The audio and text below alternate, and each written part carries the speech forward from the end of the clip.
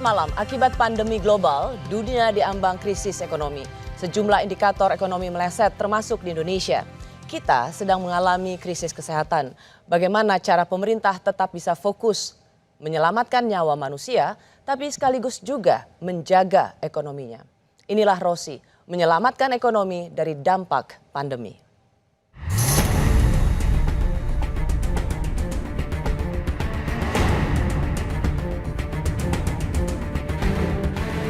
BI, OJK, LPS, dan kami memperkirakan bahwa pertumbuhan ekonomi akan turun ke 2,3, bahkan dalam skenario yang lebih buruk bisa mencapai negatif 0,4. Sehingga transmisi masalah kemanusiaan kesehatan menjadi masalah sosial, menjadi masalah ekonomi, dan kemudian kepada masalah ancaman stabilitas keuangan menjadi sangat nyata.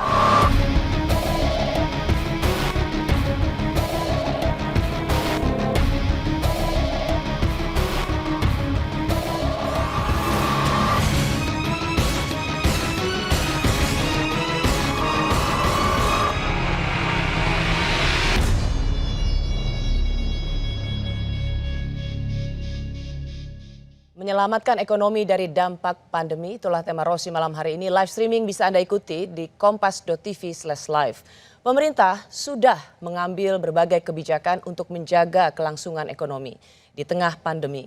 Beberapa skenario pun sudah disiapkan, mulai dari pemberian bansos, relaksasi kredit, dan juga pajak, hingga insentif bagi pengusaha. Bagaimana sebenarnya kondisi perekonomian kita?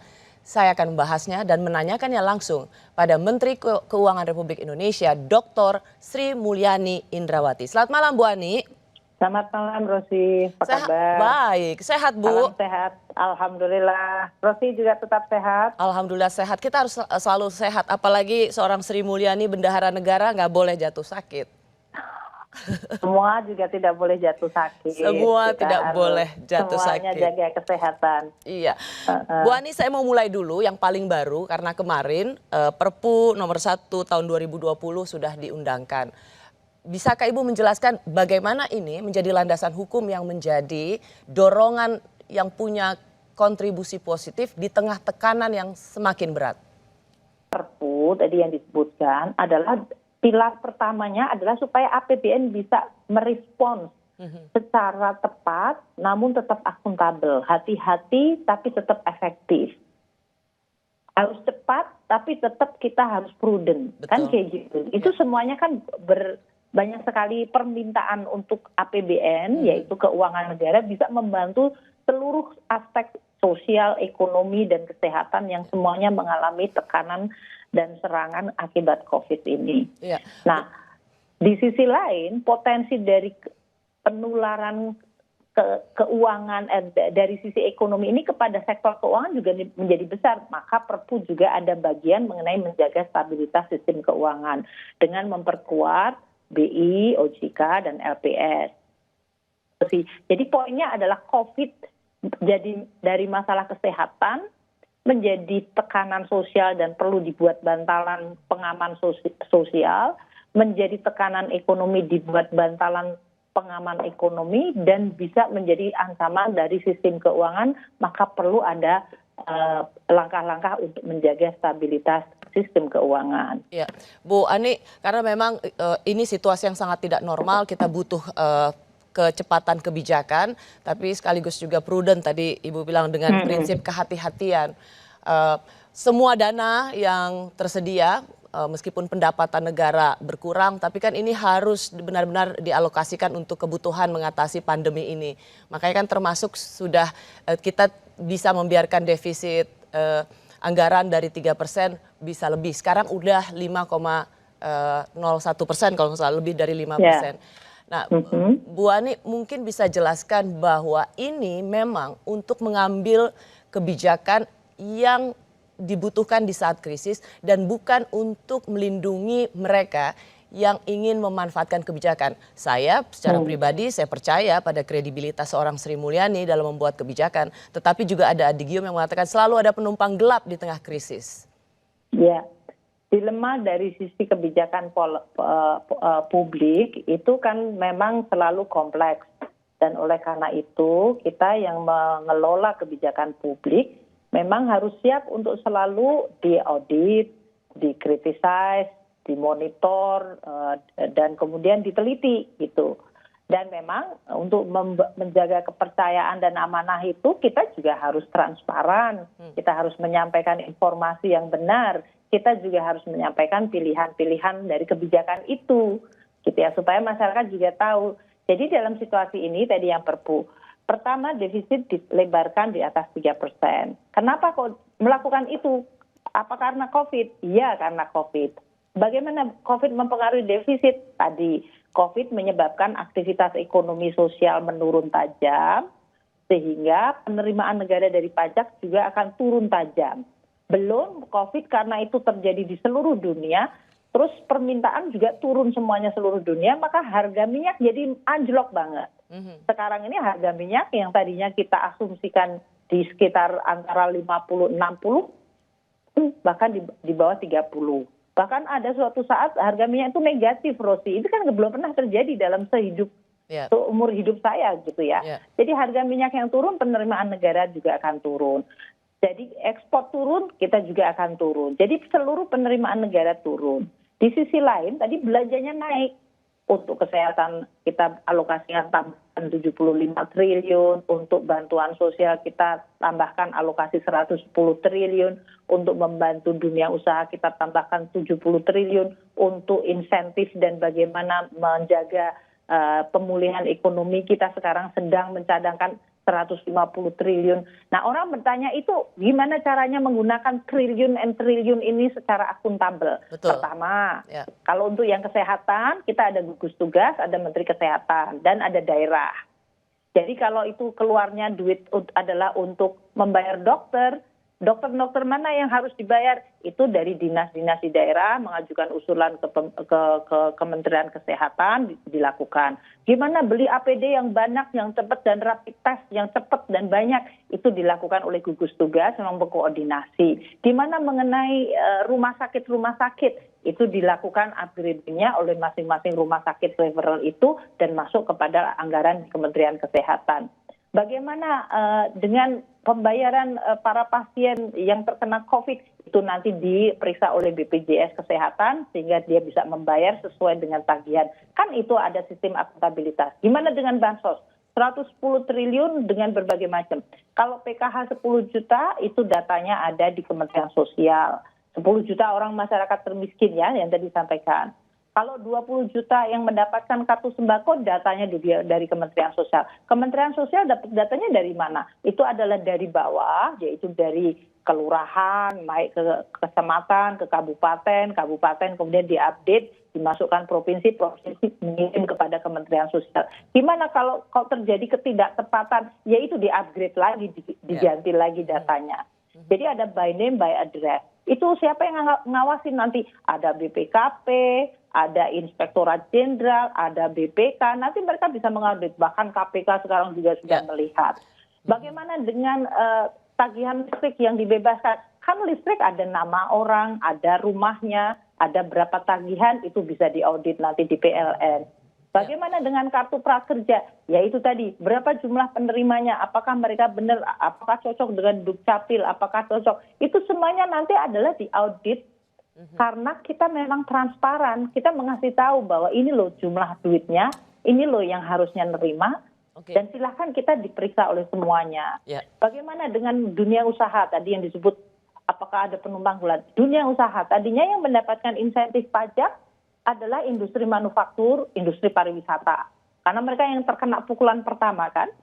Terus kita lihat, ternyata industri transport kena, industri hiburan kena, restoran kena, industri perdagangan kena, industri konstruksi kena. Jadi sekarang yang tadinya hanya satu sektor menjadi 18 sektor. Yang tadinya 19 kelompok industri, sekarang lebih dari 700 kelompok industri yang bisa mendapatkan insentif pajak. Itu kita umumkan secara transparan ini loh yang dapat. Kalau ada kelompok yang belum dapat, mereka bilang saya juga terkena COVID. Ya kita proses secara transparan. Nah, bagaimana orang mengatakan, oh ini nanti akan dipakai untuk merampok negara. Ya, kasus BLBI misalnya, seperti kasus BLBI. Udah. Mikir aja belum ya kalau dipikirin ya.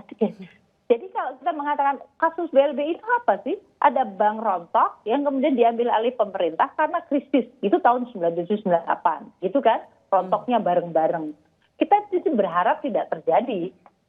Tapi kalau seandainya itu ada bank yang sekarang ini mengalami kesulitan, karena kan dia kreditnya banyak yang macet. Betul. Ya kan, Rosi? Ya. Dan masyarakat kan sekarang banyak juga yang kena PHK. Jadi yang tadinya pinjem dia nggak punya lagi kemampuan untuk bayar. Orang-orang yang ojek itu yang beli motor, yang tadinya mendapatkan dari pendapatan tiap hari dia ngojek, dia nggak bisa ngojek. Atau kliennya turun. Sehingga ini kemudian lembaga-lembaga keuangan ini pasti juga menghadapi kesulitan dari jumlah cicilan yang mereka terima. Pemerintah sudah masuk memberikan bantuan tadi, subsidi bunga. Tapi kemudian tetap mereka akan menghadapi. Nah, kalau situasi mereka kemudian sulit, maka sudah ada undang-undangnya. Kalau perusahaan ini tidak sistemik, ya silakan diselesaikan melalui undang-undang LPS, undang-undang OJK yang mereka menangani bank-bank yang mereka tidak.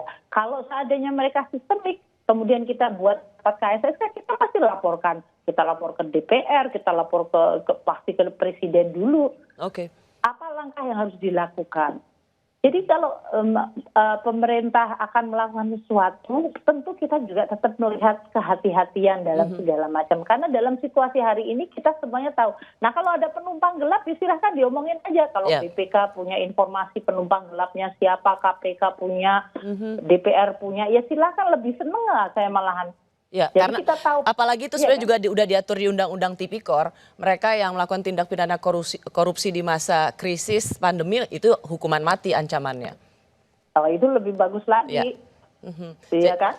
Jadi dalam hal ini kita merasa yang sebagai pembuat keputusan, yang policy, seperti kita fokus bagaimana menyelamatkan rakyat, menyelamatkan ekonomi, menyelamatkan bagaimana supaya kegiatan ekonomi tetap berjalan sehingga masyarakat dari sisi kesehatan, kita jadi tidak merasa ragu-ragu takut dan ragu-ragu bahwa ada pedang di leher kita bahwa setiap saat kita kepenggal gitu. Kita jadi benar-benar fokus. Nah kalau ada orang yang menggunakan itu, silahkan para aparat penegak hukum.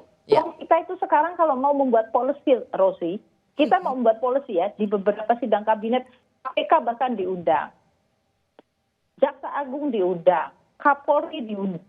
Ini kurang apa supaya kita nunjukin bahwa yang disebut baik itu ini loh, ini kita ngadepin situasi ini, saya mau bikin policy ini, gimana menurut Anda? Sampai kayak gitu. Karena di masa krisis ini kita tidak saja membutuhkan kebijakan yang cepat, tapi juga accountable, kredibel. Bu Ani, kita akan lanjutkan lagi pada bagian berikutnya. Benarkah pandemi ini akan membuat kita mengalami resesi dan terjebak dalam krisis? Kami kembali sesaat lagi.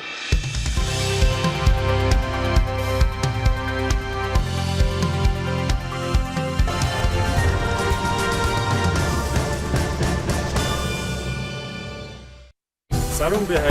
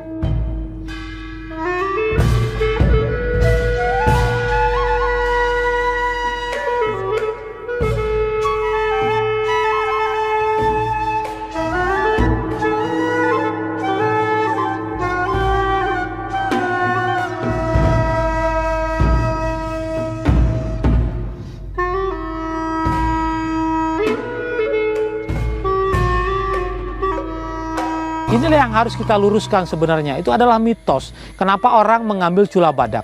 Itu adalah untuk pengobatan, untuk prestise, untuk kebanggaan dan sebagainya. Itu tidak perlu lagi karena sebenarnya cula badak itu tidak ubahnya sama dengan kuku kita atau rambut kita yang hanya terdiri dari zat keratin. Dari riset yang sudah dilakukan oleh berbagai tempat, termasuk kita di sini, tidak ada khasiat yang khusus selain dari keratin yang terkandung di dalam cula badak itu. Jadi memang harus kita luruskan. Sangat disayangkan hanya dengan tujuan yang mitos yang tidak jelas, badak harus mati sia-sia.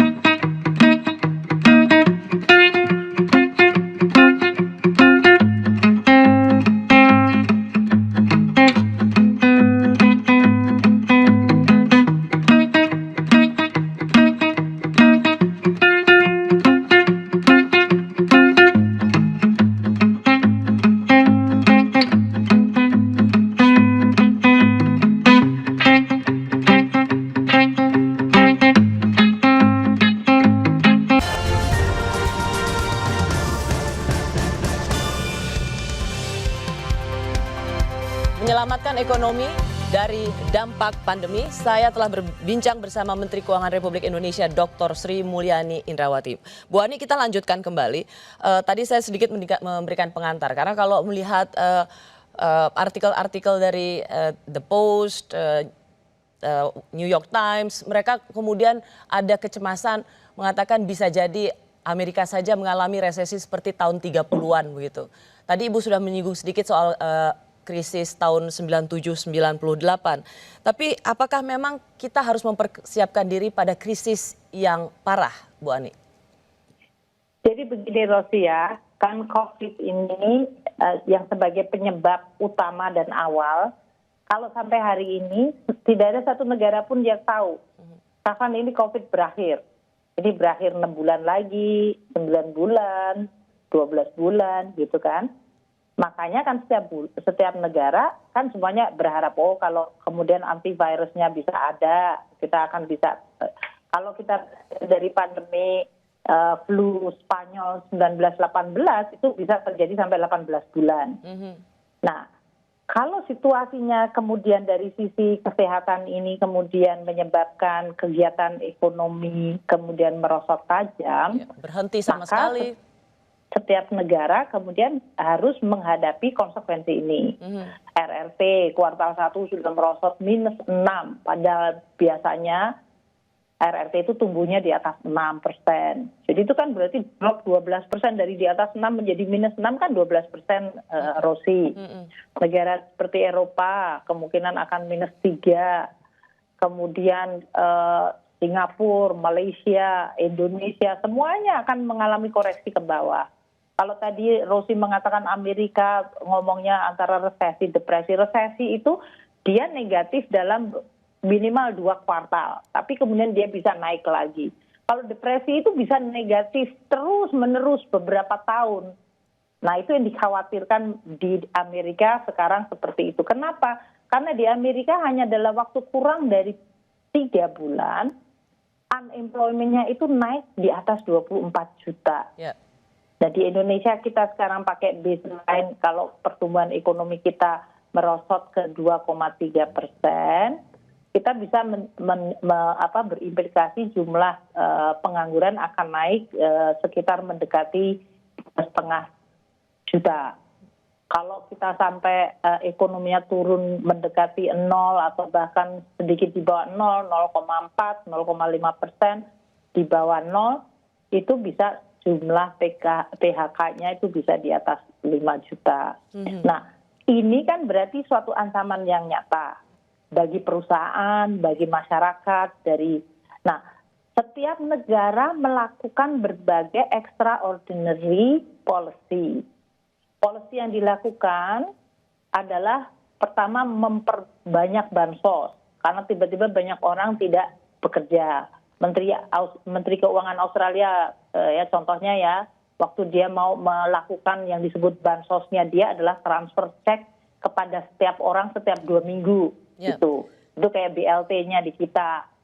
Nah itu dia cerita ke saya, oh saya melakukan itu karena mereka tidak bisa kerja lagi dan dia harus bayar listrik, dia harus bayar rent dan segala macam.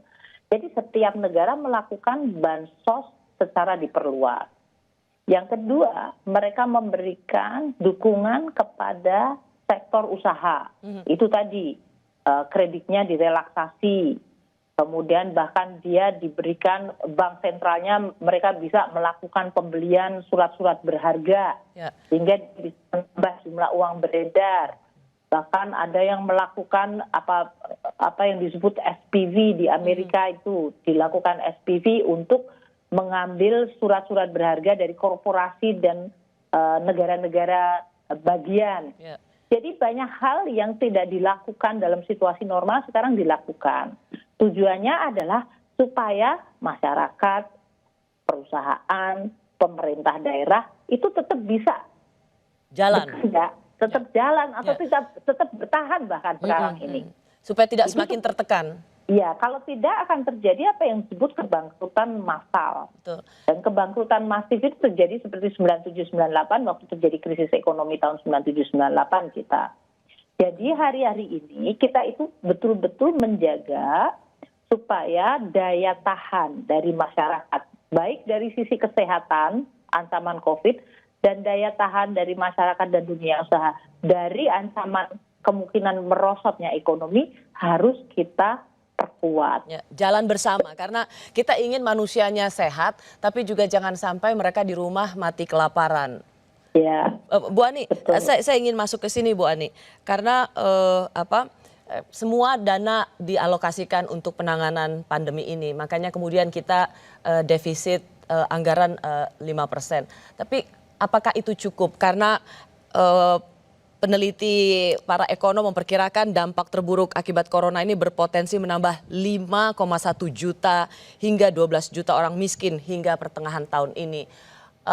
Defisit kalau saya membaca tulisannya Khatib Basri katanya paling nggak untuk menangani masyarakat miskin ini ada defisit 8% gitu. Pertanyaannya kita punya uang nggak Bu Ani? Jadi kalau kita menghadapi tadi kemungkinan defisit yang lebih besar, kan orang bertanya terus jadi pembiayaannya dari mana gitu kan? Jadi kalau kita tadinya defisitnya di 1,76%, yang tadinya undang-undang awal kita maunya begitu di undang-undang APBN 2020, sekarang dia bisa melonjak ke 5%. Itu berarti ada nambah jumlah hampir sekitar lebih dari 500 triliun sendiri. Jadi orang tanya, ada uangnya nggak? Kan pertanyaannya itu sebetulnya kalau dalam bahasa teknis ada pembiayaannya nggak? Nah kita, begitu kita antisipasi bahwa defisitnya meningkat karena tadi kebutuhan belanja naik dan penerimaan kita turun. Kita pembiayaannya kemudian mencari, apa ini? Satu, kita menggunakan semua dana yang masih dimiliki pemerintah sendiri, yaitu sisa anggaran lebih kita yang ada di Bank Indonesia. Kita menggunakan dana-dana abadi. Dana abadi itu kalau dipakai bukan berarti hilang, Rosi. Kita pakai pinjem untuk dia membiayai defisit, dia membeli surat berharga negara. Dana abadinya sih tetap ada gitu. Orang kan suka salah konsep, oh itu dana abadi untuk pendidikan habis ini nanti untuk krisis. Enggak juga gitu. Kemudian kita juga menggunakan dana-dana yang ada di dalam resource yang ada. Kita kemudian ada pinjaman yang berasal dari bilateral. Australia kemarin telepon, kamu perlu nggak saya pinjemin tambahan? Jepang, Perancis. Mereka semuanya dalam posisi untuk kemudian kita menggunakan dari lembaga multilateral, Asian Infrastructure Investment Bank, Islamic Development Bank, IDB. Semuanya mereka ingin membantu. Dalam situasi seperti ini, lembaga mandatnya adalah membantu negara. Indonesia termasuk negara anggota di situ. Jadi mereka akan menambahkan. Jadi kita sudah menambahkan sekarang jumlah yang bisa kita tarik dari lembaga-lembaga tersebut. Kemudian apalagi kita mengisyu surat utang di pasar. baik yang domestik maupun yang di global. Yang waktu itu kita mengeluarkan 4,3 billion dalam situasi yang sangat window opportunity-nya sangat sempit, dan kita dapat rate yang luar biasa bagus. Bahkan kita lebih bagus dari Qatar yang dia ratingnya AA. Ya. Kita triple B+. Nah, ini yang situasi yang sebetulnya cukup bagus dari sisi kita punya track record yang akan kita jaga. Di dalam negeri, kalau pasar kita sekarang surat berharganya sedang dalam posisi kompetisi karena banyak sekali tadi capital outflow keluar, maka kalau sampai seandainya kita mengisu surat utang, marketnya nggak bisa mengabsorb, Bank Indonesia menurut Perpu bisa membeli. Ya, ya. Gitu. Itu yang memang tercantum dalam Perpu yang di dalam Perpu ada. Jadi BI bisa membeli surat berharga negara di pasar perdana. Dia ikut dalam bidding secara transparan. Jadi bukannya BI sama pemerintah kemudian kong kali kong sendiri, enggak, dia mengikuti aja proses dalam market mechanism secara transparan dengan para bidder yang lain. Ya, dan itu sejauh ini sampai sekarang ini sih baik ya, tapi kita kan jaga terus. Kalau orang mengatakan oh defisitnya bisa lebih besar dari 5%, kan kita sekarang tiap bulan harus mengupdate, Rosi. Oh ini berapa jumlah pandemiknya, korbannya naik atau turun, jumlah yang tertular naik atau turun. Sehingga Presiden dan Kabinet akan terus mengevaluasi apakah ini PSBB akan diterapkan lebih banyak atau lebih sedikit, apakah lebih disiplin ataukah lebih kendor. Itu semuanya tergantung dari bagaimana sisi kesehatannya. Namun dampak ekonominya juga tetap harus kita persiapkan juga gitu. Jadi kita juga harus menjaga itu. Bu, aku ada satu pertanyaan yang ini untuk di bagian ini juga karena terkait kan bagaimanapun juga pemasukan untuk negara, pajak misalnya itu tidak tercapai target. Padahal kita harus mengeluarkan dana yang lebih besar lagi mengatasi pandemi ini. Bu, sudahkah memang sudah ada semacam konsolidasi dana-dana yang tidak diperlukan sehingga ini memang dihentikan dulu. Saya mendengar memang ada beberapa hal yang sudah dipotong gitu. Misalnya yang selalu jadi pertanyaan, tunda dulu program pembangunan ibu kota baru. Ya. Jadi Rosi, gitu COVID itu memukul kita bulan Maret yang lalu, kemudian dilakukan langkah-langkah refocusing, realokasi. Jadi refocusing itu yang tadinya dananya dicadangkan untuk belanja seperti barang, yaitu bikin seminar, perjalanan dinas, atau belanja untuk bayar listrik. Sekarang karena banyak sekali kantor-kantor tidak dipakai, bayar listriknya turun. Nah, dana-dana itu kemudian kita itu dipotong, terus kita pakai untuk yang tadi, untuk membiayai semua yang berhubungan dengan COVID. Kemudian ada belanja capital, yaitu belanja modal. Untuk infrastruktur yang tidak relevan, itu kita minta untuk di slow down secara sangat masif. Kemudian duitnya dipakai apa? Seperti Menteri PUPR membangun rumah sakit di Pulau Galang. Kemudian kita membuat tetap ada kegiatan infrastruktur tapi yang padat karya supaya masyarakat bisa dapat tambahan pendapatan walaupun dengan standar kesehatan. Jadi kita melakukan realokasi. Untuk IKN, saya sendiri sudah sampaikan Presiden Bapak, ini kalau situasi seperti ini kita harus melakukan prioritas lagi termasuk masalah IKN ini. Jadi Sorry Bu, IKN itu mungkin Ibu bisa jelaskan supaya penonton paham? IKN itu ibu kota negara baru kalau itu yang tadi yang disebutkan. Jadi orang kan inginnya menusuk kepada yang titik-titik tertentu aja. Padahal kalau kita mengelola seluruh anggaran itu kita coba lakukan secara menyeluruh. Jadi kita sampaikan kepada seluruh kementerian yang tidak prioritas, bahkan ke daerah ya. Yang di daerah kita juga sampaikan. Itu kalau tidak prioritas kita ditunda dulu. Minta supaya ditunda atau bahkan dipotong. Sehingga ruang yang ada itu benar-benar hanya untuk kesehatan, untuk masyarakat, bansos, dan juga untuk membantu ekonomi masyarakat, dunia usaha, supaya mereka bisa survive. Maaf Ibu, tadi karena saya potong soal supaya penonton tahu apa yang dimaksud dengan IKN, tadi Ibu sendiri mengatakan sudah bersama Pak Presiden mengatakan soal ibu kota baru ini, mungkin saya tadi tidak terlalu jelas. Jadi kan IKN itu masih di dalam tahap perencanaan. Belum ada belanja, yang ada adalah belanja buka jalan. Kalau bisa dikatakan dulu dilakukan oleh Menteri PUPR. Jadi sekarang karena kena COVID, kan kita kemudian mengatakan nggak ada untuk kegiatan itu. Jadi kita untuk perencanaan, ya silakan saja merencanakan. Tapi untuk pengeluaran belanja membuat ibu kota negara baru itu nggak ada. Oke. Ya. Dan tahun depan di dalam 2021 kita juga tidak mencadangkan untuk itu karena saya sampaikan ke Presiden kita masih fokusnya pemulihan Bapak. Kan kayak gitu. Ya. Jadi Presiden juga akan lihat oke, kalau timingnya ditunda karena memang situasinya masih seperti ini dan kemudian kita masih akan pada proses pemulihan ekonomi. Moga-moga kalau pemulihannya cepat, ya itu kemudian bisa saja kemudian kita membuat bahwa itu akan menjadi bagian dari pemulihan ekonomi, tapi untuk saat ini tidak gitu. Ya, itu bukan untuk prioritas. Saat ini kita fokusnya adalah kesehatan, bantu masyarakat dan mendukung supaya dunia usaha itu bisa survive. Oke, gitu. Bu Ani. Baik, Bu Menkyu, kita tahan dulu. Kita akan kembali lagi untuk bagian yang ketiga. Kami segera kembali.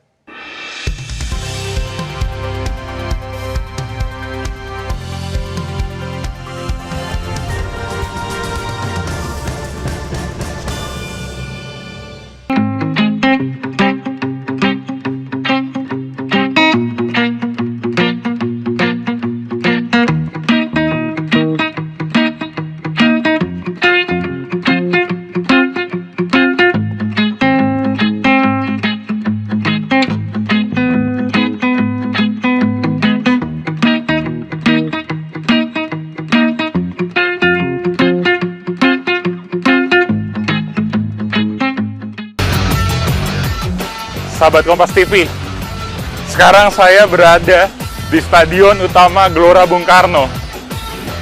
Saya membayangkan Timnas Indonesia bermain di stadion ini di hadapan 80.000 penonton. Betapa megahnya. Abdullah Dut dari Sudan dan dia sedang bersama dengan keluarganya. Say hi.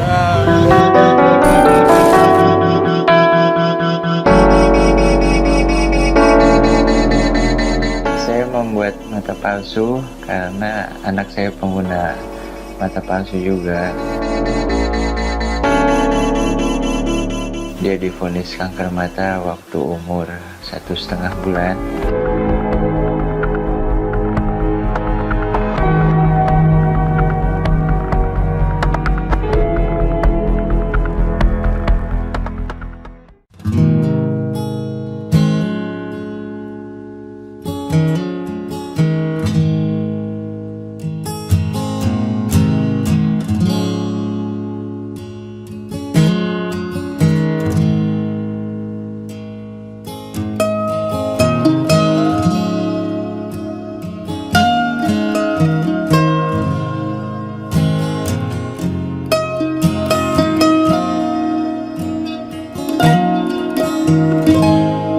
Kalau disebut penduduk ilegal, saya nggak setuju karena saya punya identitas resmi dari negara, yaitu KTP DKI.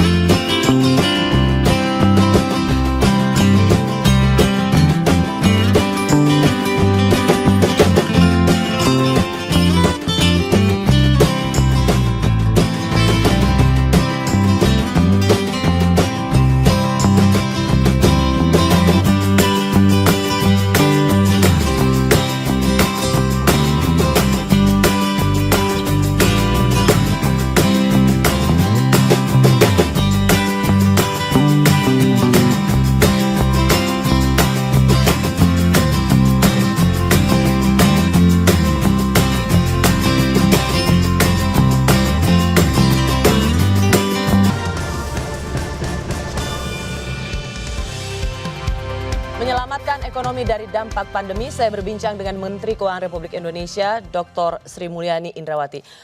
Bu Ani, kita kembali lagi ke soal penanganan ekonomi di tengah pandemi ini. Saya bicara dengan beberapa teman yang bergerak di UMKM, mereka mengatakan ini seperti kiamat kecil karena tabungannya tipis, mereka benar-benar secara cash flow itu begitu menderita. Nah, apakah rencana PSBB dilonggarkan itu memang, kita belum bicara soal tentu ini dengan protokol kesehatan, tapi PSBB yang dilonggarkan itu memang bisa memberikan semacam kelonggaran pada tekanan ekonomi, karena bagaimanapun juga ada dunia usaha yang harus bergerak supaya mereka tidak semakin banyak PHK karyawan. Kan tadi saya sampaikan, kita berharap tidak ada suatu pilihan mau milih kesehatan atau terancam atau meninggal atau memilih ekonomi, karena dua-duanya itu adalah sama-sama penting ya. Jadi yang dilakukan pemerintah adalah mencoba supaya dari sisi kesehatannya tetap bisa dilakukan langkah-langkah untuk pengamanan dan pencegahan penularan. Caranya gimana? Presiden sudah meminta supaya rapid testnya diperluas. Jika kita tahu apakah ancaman dari kluster mana. Sehingga dengan data yang lebih luas dan lebih baik, kita bisa membuat keputusan yang lebih inform. Kan kayak gitu yang dilakukan oleh pemerintah, minta kepada pemerintah daerah, terus juga untuk melakukan katanya alatnya ada, tantangan. Sekarang masuk ke Bandung, Jawa Barat, kita bicara Jawa Tengah, kita bicara Jawa Timur, bahkan kemarin Sulawesi Selatan, kita bicara tentang di daerah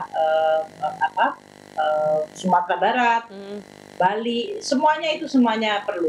Nah, jadi kalau kita tetap menjaga disiplin, kita bisa membuat social distancing, orang pakai masker, orang rajin untuk cuci tangan, orang melakukan social distancingnya cukup. Kalau itu dilakukan, dan kita tidak mengatakan itu gampang, Rosi, memberikan penjelasan kepada masyarakat Indonesia yang tingkat pendidikannya berbeda-beda, sensitivitas kulturnya beda-beda, dan yakin cara mereka bersikap beda-beda, itu merupakan suatu tantangan tersendiri. Di sisi lain, orang-orang seperti yang dikatakan oleh Rosi tadi, mereka yang mengatakan nggak akan mungkin bahkan negara ngasih bansos itu bisa nolong kami, wong kami itu banyak sekali. Betul. Jadi mereka butuh, dan mereka juga butuh aktivitas. Nah, sekarang di setiap negara kan kita sekarang sebenarnya saling belajar nih. Ada negara atau di Salatiga membuat pasarnya itu berjarak. Satu pedagang dengan pedagang lain. Jadi orang sekarang sudah mulai berpikir, kalau COVID-nya itu penularannya seperti ini, di mana kita tetap bisa ada aktivitas tapi ancaman penularan bisa menurun. Itu kan sekarang yang dipikirkan oleh banyak pihak. Umpamanya kalau kita di lift, Anda masuk ke lift sekarang nggak boleh isinya umpel-umpelan, isinya cuma maksimum 3 atau 4 orang. Kalau orang di kendaraan umum sekarang ada tempat duduk yang dikasih kali-kali supaya nggak ada, tapi orang hanya duduk. Tapi kemarin kan ada joke yang beredar kalau yang dikali-kali nggak didudukin, terus orang pada duduknya umpel-umpelan pangkuan. Nah, itu saja menggambarkan sesuatu. Tapi poin saya adalah pemerintah akan terus berusaha melalui edukasi, sosialisasi, tapi dari sisi kesehatan tidak boleh disacrifice. Betul. Namun bagaimana kita bisa supaya masalah kesehatan ini tetap terkontrol dan kegiatan ekonomi bisa mulai dilakukan secara bertahap melalui disiplin protokol kesehatan. Iya, karena kalau kita lihat tracking PSBB sebenarnya Bu, di daerah-daerah yang menerapkan PSBB sebenarnya juga sangat tidak efektif karena orang ternyata bosan juga di rumah. Jadi tidak saja mereka keluar karena essential works atau pekerjaan yang diizinkan, memang juga ada kepenatan buat mereka sehingga mereka keluar. Betul. Nah, kemarin McDonald ditutup aja orang pada keluar semua. Iya, ternyata memori mengalahkan ini. Tapi di sisi lain, Rosi, di Bali itu karena desa adatnya luar biasa punya disiplin yang luar biasa bagus. Betul. Itu mereka nggak pakai PSBB, tapi mereka bisa sustain. Betul. Jadi itu kan Pecalangnya, Bu. masalah struktur. Iya. Pecalangnya sangat berperan. Jadi Pecalang. orang yang keluar-keluar, ngumpul-ngumpul itu langsung pecalangnya langsung bilang, "Hei, mau ngapain? Pulang sekarang." Itu saya tahu betul itu di setiap wilayah pecalangnya sangat aktif. Bu Ani, karena kemarin Apindo sendiri mengatakan bahwa ini kayaknya agak sejalan dengan apa yang dikatakan oleh Pak Jokowi, terlepas itu kemudian orang ada mensalahartikan. Pak Jokowi mengatakan berdamai dengan corona. Tapi juga Apindo mengatakan demi ekonomi kita perlu berdamai dengan corona. Itulah tadi yang dia maksudkan. Ada kelonggaran PSBB supaya paling tidak dunia usaha ini bisa bergerak. Bu Ani, saya mau minta insight dari Ibu, penjelasan dari Ibu. Apakah memang dengan pelonggaran itu ekonomi kita memang bisa tidak terlalu tertekan dan ini memang menghindari PHK yang begitu banyak? Ya, kita berharap ya persiapan-persiapan. Makanya Presiden waktu bicara kan kadang-kadang kemudian diinterpretasikan beda. Maksudnya sekarang semua menteri harus melakukan persiapan. Seandainya kita akan melakukan pelonggaran di mana data kesehatannya sudah memungkinkan, ya kan? Yeah. Kan kalau kemudian dilakukan pelonggaran tidak kemudian otomatis orang semua tahu harus dilakukan, kan enggak? Yeah. Umpamanya sekolah saja. Sekolah itu apakah akan tetap sama? Satu kelasnya penuh dengan 40 anak. Ataukah akan caranya beda? Itu kan harus mulai dipikirkan dari sekarang. Yeah. Gitu. Dan bagaimana kalau mereka istirahat, dia mainnya nanti seperti apa anak-anak itu. Itu hal-hal kecil yang harus semuanya udah mulai dipikirkan sampai sekarang. Juga termasuk kalau mal dibuka, apakah kemudian orang bisa masuk ke semua toko seperti yang sekarang? Enggak. Jadi di dalam mal kayak restoran dibuka, kemarin kan sampai orang semuanya sudah lihat antar negara juga lihat, oh restoran mungkin kalau nanti dibuka, Kalau, iya kan? Iya kan, kata-kata ini kan kalau nanti dibuka itu nggak boleh semua kursi penuh. Betul. Berarti dia hanya boleh maksimum katakanlah 50%, 40%. Tapi buat pengusaha itu penting karena itu denyut mulai ada. Jadi kita akan mencoba yang disebut sosialisasi protokol kesehatan itu seperti apa. Dan bagaimana menjalankan untuk setiap kegiatan sosial dan ekonomi. Sosial itu seperti masalah tadi sekolah, atau nanti bahkan orang akan bilang apakah saya boleh ke masjid. Kan dulu kan ada orang bilang kalau mau sekolah jamaah dia harus lengkap-lengkap. Tapi orang Islam kan kalau suruh lengkap-lengkap ngerasa diantaranya itu isinya adalah setan. Jadi ya kan itu kan jadi perasaan. Fatwa yang selama ini ya memang situasi ekstrim. Ya kita harus lakukan. Jadi mari kita mungkin sama masalah kesehatannya, sosialnya, ekonominya. Dan kalaupun buat komentar yang baik aja, kalaupun mau memberikan ide yang baik, nggak usah kayaknya dengan rasa benci, rasa curiga, rasa waduh, malah menambah potensi mereka bisa kena sakit COVID gitu. Karena paling tidak kalau nggak kena sakit COVID, mereka adalah ya kena sakit jiwa juga kan dalam hal itu. Bu Ani. Tapi memang menarik ya Bu Ani, karena kayak Korsel aja, mereka dianggap cukup berhasil. Nah kan dibuka tuh, jadi tidak ada restrictionnya lagi dibuka. Nah semua langsung pada pergi pesta, mereka pada ke klub. Ya paham juga karena mereka stres kan, malah kena ada klaster baru. Ya, jadi memang sesuatu yang nggak gampang. Bagus, experience dari Korea Selatan, mereka kan ada turun. Oh jadi jangan kayak gitu kalau buka.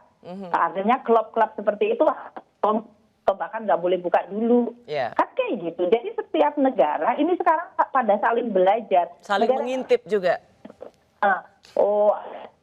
Dia melakukan katanya bisa. Kemudian negara lain, Iceland katanya bagus. Ya kita lihat aja, bisa nggak diadopsi di Indonesia. Kalau sekarang kita lihat beredar di berbagai WA group itu, cara bagaimana pasar dibuka, di mana mereka bisa membuat distancing, itu kan bagus. Oke. Kan, iya kan? Oke Bu Ani, kita akan lanjutkan lagi, kami kembali sesaat lagi.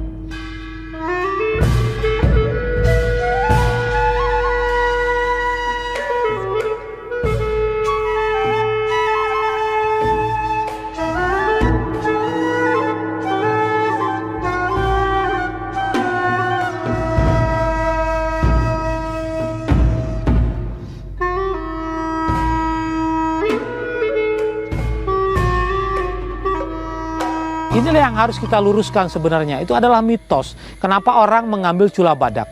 Itu adalah untuk pengobatan, untuk prestise, untuk kebanggaan dan sebagainya. Itu tidak perlu lagi. Karena sebenarnya cula badak itu tidak ubahnya sama dengan kuku kita atau rambut kita yang hanya terdiri dari zat keratin.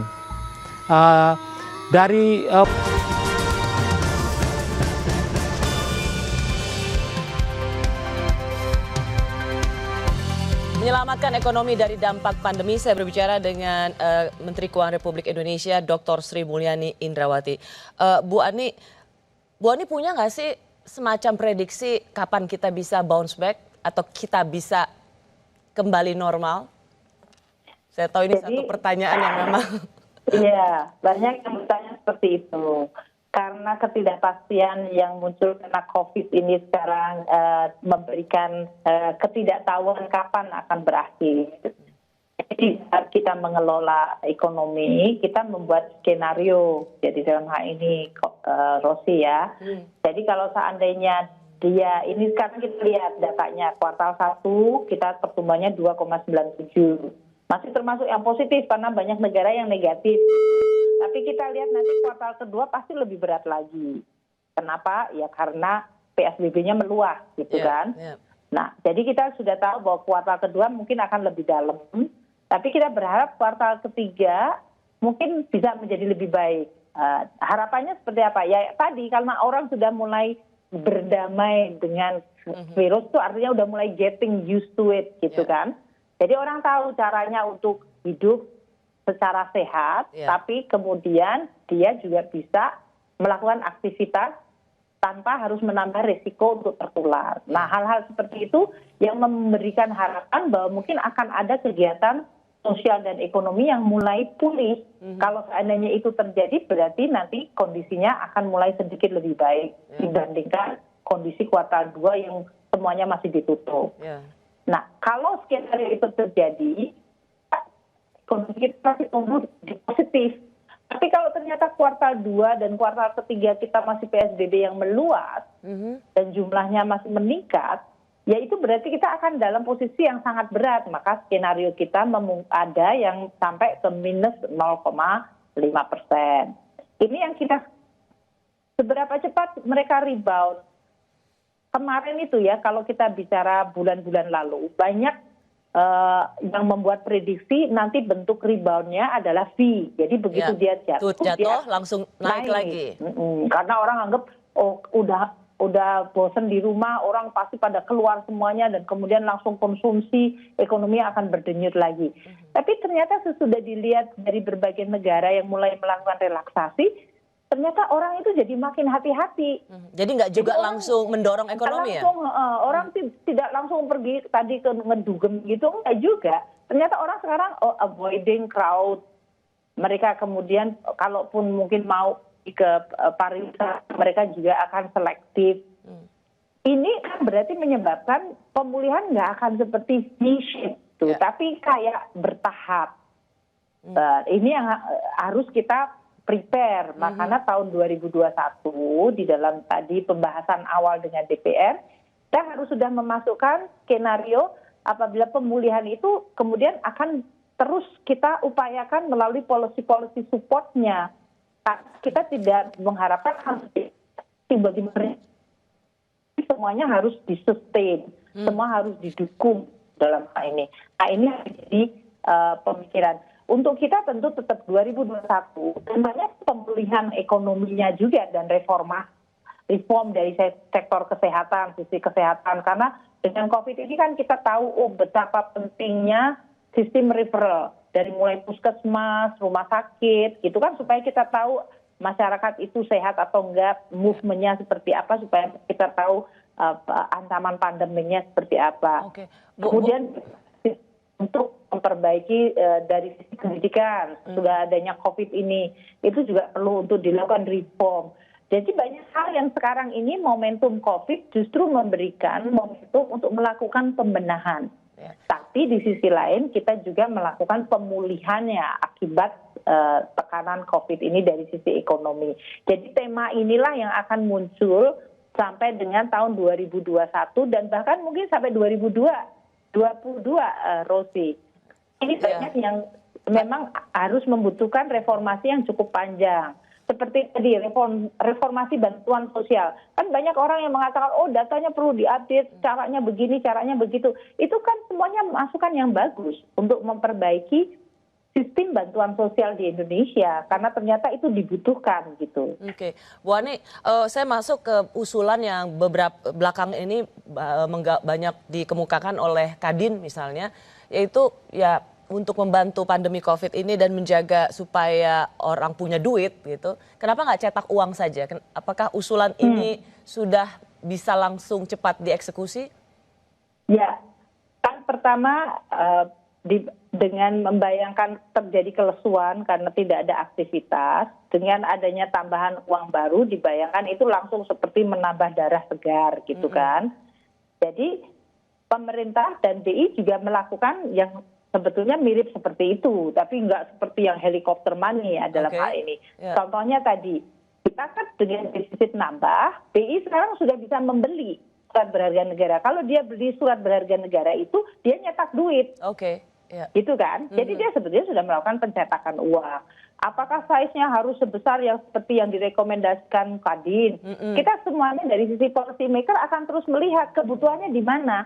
Jangan sampai kita dari sisi kebijakan moneter, dari sisi fiskal, dari sisi OJK, itu kita terlalu sedikit atau terlalu banyak.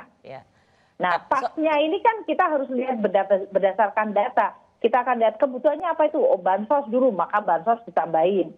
apakah bansosnya kurang? Kita lihat apakah memang yang dibutuhkan sekarang bansos atau kegiatan ekonomi pulih. Kan kayak gitu kan. Jadi ini yang kemudian kita akan lihat. Jadi caranya gimana untuk dunia usaha butuhnya apa. Jadi kita perlu untuk terus melakukan berbagai hal. Jangan lupa ya, tadi sesi pertama Rosi menanyakan ke saya, jangan sampai Perpu ini dijadikan sebagai alat untuk tadi penumpang gelap. Moral hazard. Tapi nanti sesi keempatnya nanya kenapa nggak dicetak duit banyak-banyak. Itu nanti moral hazardnya banyak gitu. Jadi saya akan mengatakan seimbang tadi ya Rosia. Kebutuhan itu pasti ada. Tapi kita tetap menjaga tadi amanah masyarakat yang bilang hati-hati. Ini sekarang kalaupun kita sudah di-approve perpunya oleh DPR, kita menggunakannya justru hati-hati. Supaya tadi keinginan masyarakat untuk tetap melakukan penanganan COVID, memperbaiki ekonomi dan menjaga masyarakat tidak kemudian dipakai untuk hal-hal yang sifatnya abusive tadi. Makanya kalau polisi-polisi yang sifatnya global langsung mencetak duit disebarin itu ya udah pasti akan menciptakan persepsi mengenai oh ini sebetulnya cuma mau membantu orang-orang yang nggak perlu dibantu barangkali gitu kan. Jadi ini jadi kalau butuhnya bansos kita lihat di mana lokasinya, pemerintah daerah pakai apa, pemerintah pusat apa jalurnya, apakah pakai dana desa, pakai PKH, apakah pakai kartu sembako, itu semuanya kita melakukan terus-menerus perbaikan berdasarkan input-input yang berasal dari pemerintah, dari masyarakat dan dari kementerian. Karena kenapa ada ide ini? Karena Kadin melihat kurang kalau cuman 500 triliun dianggap agak pelit Menkyu-nya katanya. Harusnya kalau mau lebih ajak lagi 1.600 1.700 triliun supaya bisa mengatasi pandemi ini. Tapi Menteri Keuangan kalau disebut pelit itu adalah sesuatu yang bagus. Karena kalau Anda punya Menteri Keuangan yang udah jalan, Anda semuanya deg-degan gitu. Jangan lupa itu bukan duitnya Menteri Keuangan, itu duit rakyat. Jadi Anda harus malah berterima kasih gitu. Tapi tidak berarti bahwa Menteri Keuangan nggak ngeluarin duit tadi. Kita ngeluarin duit memang betul-betul mana gitu. Bu, audionya agak hilang? Oke, nanti kami akan lanjutkan lagi bersama Menteri Keuangan sesaat lagi.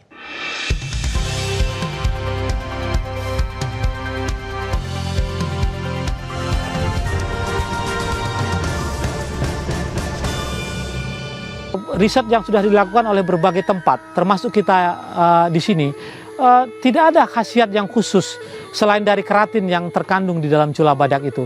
Jadi memang harus kita luruskan, sangat disayangkan hanya dengan tujuan yang mitos yang tidak jelas, badak harus mati sia-sia.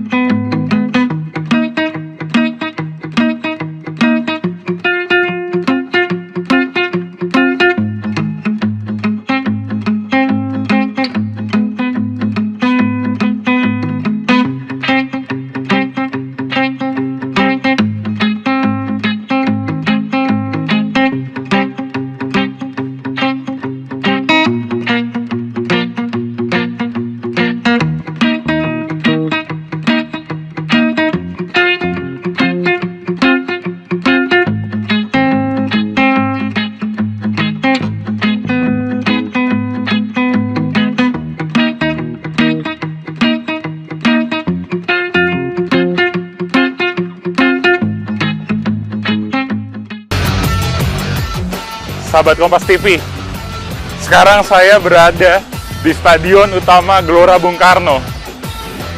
Saya membayangkan Timnas Indonesia bermain di stadion ini di hadapan 80.000 penonton. Betapa megahnya. Abdullah Dut dari Sudan dan dia sedang bersama dengan keluarganya. Say hi.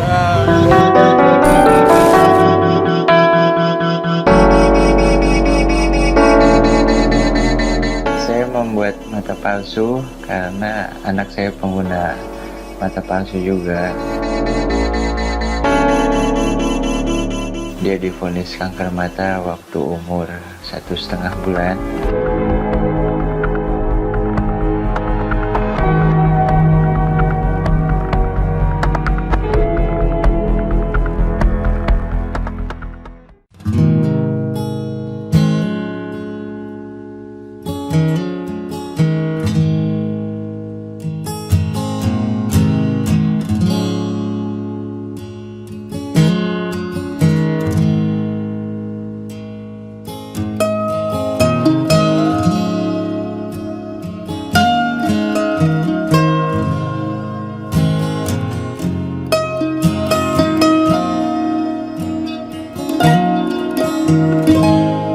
Kalau disebut penduduk ilegal, saya nggak setuju karena saya punya identitas resmi dari negara, yaitu KTP DKI.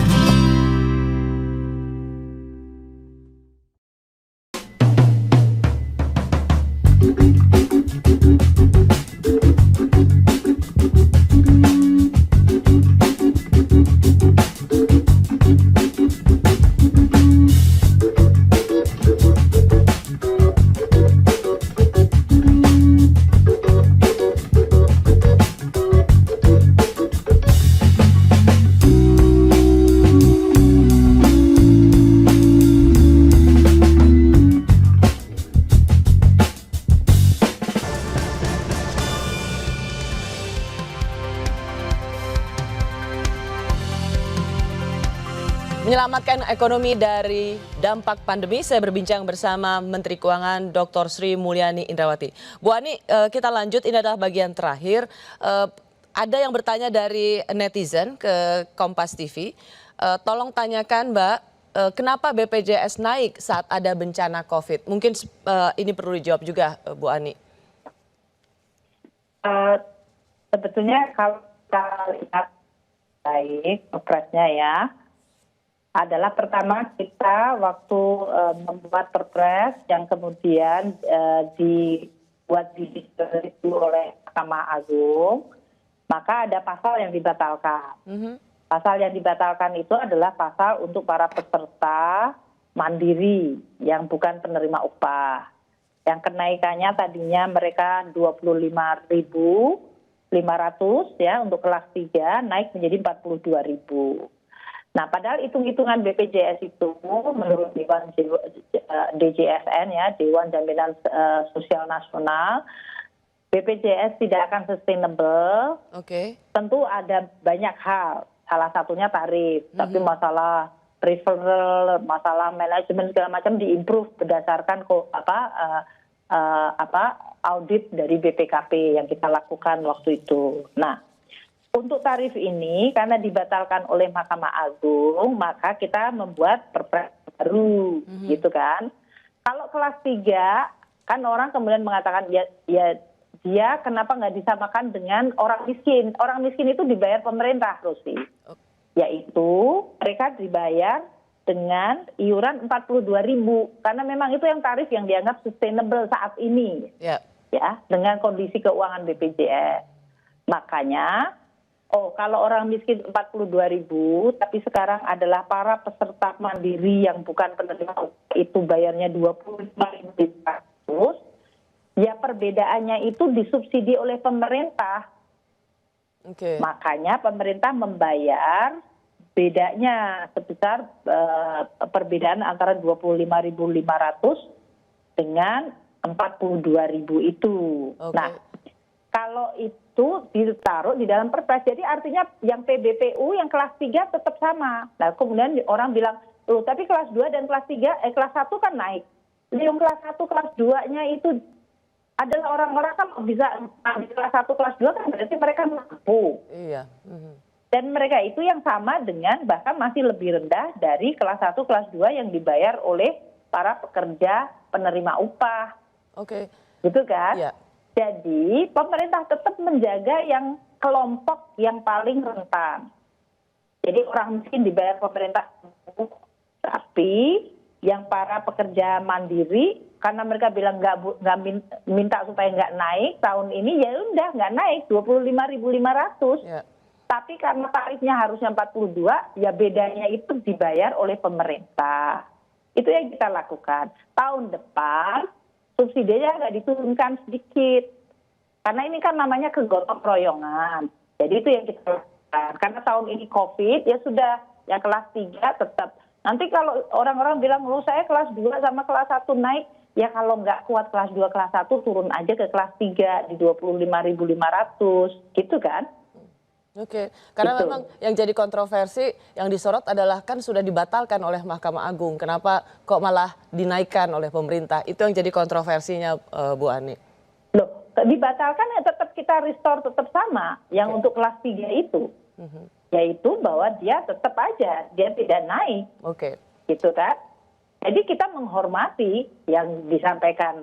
Meskipun kan kalau dari sisi pemerintah, kita berhadapan dengan di satu sisi membantu kelompok yang rentan, di satu sisi adalah BPJS harus sustainable. Ya, harus karena bertahan kemudian juga. Kalau dia nggak bayar rumah sakit seperti yang terjadi selama ini, rumah sakit nggak dibayar, lama-lama nggak akan ada services kepada masyarakat juga. Jadi itu yang kemudian ya udah kalau begitu kita berikan subsidi untuk tahun ini bagi kelompok yang kemarin dibatalkan oleh Mahkamah Agung. Kan kita juga sama Mahkamah Agung juga akan sampaikan, loh ini masalah sustainabilitas dari sistem gitu. Kan kayak gitu. Bu Ani, pertanyaan terakhir saya. Apa yang menurut Bu Ani confidence yang bisa kita miliki bahwa kita bisa melalui ini semua? Terlepas dengan seluruh ups and down, jatuh bangunnya, tapi apa confidence seperti apa yang Ibu miliki bahwa kita semua pasti akan bisa melalui ini semua? Rosi, saya ini kan manusia biasa ya, tapi saya beragama. Dan dalam agama saya, di dalam Islam, ada kitab sucinya, Al-Quran, itu ada yang mengatakan di dalam setiap kesulitan, pasti ada kemudahan. Dan Tuhan menyampaikan bahwa dia pasti menguji manusia. Jadi dalam hal ini, saya sebagai makhluk beragama adalah satu, secara profesional saya menjadi Menteri Keuangan, sekuat tenaga. Dengan apa yang bisa ilmu, pengetahuan, segala macam yang kita miliki untuk coba untuk menjaga. Karena ini adalah bagian dari ujian. Namun saya juga percaya bahwa dalam setiap kesulitan ada kemudahan. Kedua, Saya percaya bahwa Republik Indonesia, bangsa Indonesia itu bangsa yang punya nilai kegotong royongan. Ini bukan kata baru, kata gotong royong itu dari zaman presiden pertama kita, Soekarno, yang menyampaikan itu adalah aset social capital Republik Indonesia yang paling hebat adalah gotong royong. Jadi saya merasa bahwa Republik Indonesia bangsa untuk bisa mengatasi bersama. Itu makanya tadi saya sampaikan, kalau Anda peduli sama Republik ini, sama masalah kesehatan, masalah ekonomi, ayo kita saling memberikan masukan aja. Ya. Mau masukan harusnya begini, harusnya begitu, kan semuanya sama-sama ilmuwan, sama-sama ahli kesehatan, sama-sama dokter, sama-sama ekonom. Boleh membuat resep, harusnya begini, harusnya begitu, ayo kita lakukan. Nah, kalau pemerintah mendengar itu, kemudian membuat formula kebijakan, nanti kemudian ada reaksi, ya kita dengar lagi, benar nggak nih, ini jalan nggak nih, gitu. Tapi kita semuanya bersama-sama terus dalam kegotong royongan. Dan yang terakhir, dalam situasi ini kan kita kemudian sebagai manusia menjadi sadar, oh ternyata banyak macam kalau kita dianggap nama penyakit dan besok meninggal ya juga akan dibawa juga duitnya. Jadi kita lah beri lebih banyak kepada orang lain, berderma yang banyak, gitu. Yeah. Dengan begitu kita paling tidak mengurangi beban kita sendiri, mengurangi beban masyarakat, dan siapa tahu dengan seperti itu ketahanan sosial dan ketahanan diri kita, kalau kita merasa berderma, kita merasa lebih happy. Kalau Anda happy, Anda bisa lebih resilient terhadap COVID. Tapi kalau Anda kemerungsung, marah-marah, keluarnya isinya segala macam yang tidak baik-baik, itu Anda kayak mengundang COVID datang ke Anda gitu loh. Jadi menurut saya kita semuanya kalau merasa bahwa ini adalah negara kita, bangsa kita bersama, rasanya kita insya Allah baik. Betul. Dan kita kan lihat, artinya pada akhirnya seperti kemarin Rosi hosting sama Didi Sampot. Betul. Ini yang baru aku mau bilang sama Ibu. Kita hal-hal orang-orang yang bisa berbuat baik seperti itu tuh kan membuat kita semuanya happy. At the end, walaupun dia meninggal, semua orang punya feel good about him. Itu kan yang saya lihat sebagai suatu reputasi yang abadi dari seseorang. Jadi kita menjadi orang yang lebih baik lah. COVID itu moga-moga bisa membuat bangsa ini dan kita semua secara individu menjadi orang-orang yang lebih baik. Mungkin itu yang membuat saya confident. Ya, Bu Ani, karena tadi Ibu sempat menyinggung soal konsernya Didi Kempot, memang di tengah kegelumian, situasi yang sangat gloomy, sangat tidak menentu, tapi ada sisi baik yang kita lihat kita ini sebagai bangsa, yaitu kegotong royongan, kedermawaan satu sama lain. Kompas TV menjadi saksi bagaimana ada tenggang rasa gitu melalui konser Didi Kempot. Terima kasih Bu Ani menyaksikan. Saya tahu Bu Ani juga penggemar lagu Pamer Bojo seperti lagu kesukaan saya. Oke, kita sudah harus menyudahi ini. Senang kan ngelihat kayak gitu, ada orang baik berkreasi, dan itu across cultural. Rosi yang nggak bisa bahasa Jawa aja bisa matur nuwun. Itu kan luar biasa. Meskipun gitu. kalau aku tahu, kalau ketemu Bu Ani, kalau aku bilang Pamer Bojo pasti diperbaiki, bukan Bojo, Bojo. Salah aja terus tetap. Iya. Bu Ani, thank you ya, terima kasih banyak. Kangen banget untuk langsung ketemu sama Bu Ani. Ya, sehat terus. Ya. Jaga kesehatan Rosi dan semua teman-teman Kompas TV. Thank you juga Ibu Ani, selalu senang bicara dengan Bu Ani. Selamat malam Ibu. Menyelamatkan nyawa manusia dari ancaman virus selalu jadi prioritas. Pemerintah punya tugas yang sangat berat. Seluruh kebijakan tidak saja untuk kesehatan, tapi juga menjaga agar warganya bisa bekerja dan sejahtera. Terima kasih, saya Rusyana Silalahi, tetaplah di Kompas TV, independen, terpercaya.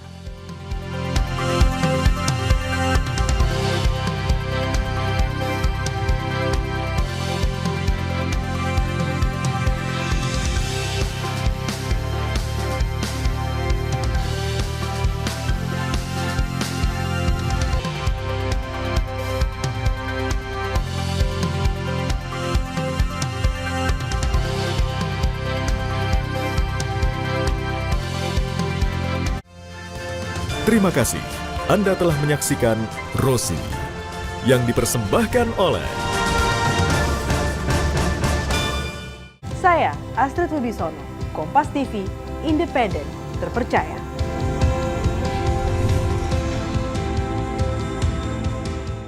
Sesaat lagi, Anda akan menyaksikan